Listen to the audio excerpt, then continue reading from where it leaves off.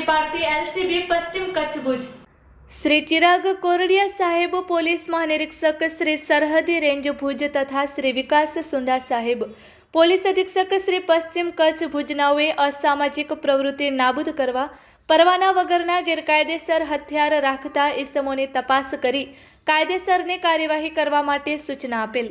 જે અનુસંધાને local crime branch પશ્ચિમ કચ્છ ભુજના incharge police inspector Shri HR Jethi તથા police sub inspector Shri JB Jadav નાઓના માર્ગદર્શન હેઠળ LCB સ્ટાફના ASI પંકજભાઈ કુશવાહ તથા police head constable Naveen Kumar Joshi, Rajendrasinh Rathod, Ranjitsinh Jadeja, Rameshbhai Gadhvi તેમજ પોલીસ કોન્સ્ટેબલ ભરતભાઈ ગઢવી નાઓ ભુજ તાલુકા વિસ્તારમાં પેટ્રોલિંગમાં હતા।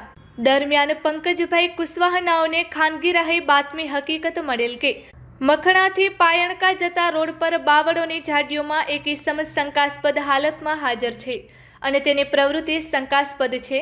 જે મળેલ બાતમી આધારે હકીકતવાળી જગ્યાએ જઈ તપાસ કરતા સાલે મહમદ ઇબ્રાહીમ ચાવડા, ઉંમર વર્ષ 58, રહે કોડકી જનરલ હોસ્પિટલ પાસે, કોડકી તાલુકો ભુજવાડો મળી આવેલ અને તેની પાસેથી એક સિંગલ બેરલ દેશી બનાવટની બંદૂક મળી આવેલ।